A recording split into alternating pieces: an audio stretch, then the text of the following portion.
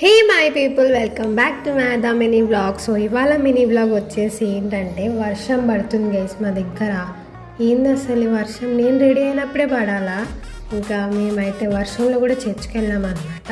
ఇంకా వర్షం పడుతుంది కాబట్టి మంచిగా బిర్యానీ తిందామని అప్పటికప్పుడు ప్లాన్ వేసుకొని మేమైతే మెఫిల్ రెస్టారెంట్కి వెళ్ళాము.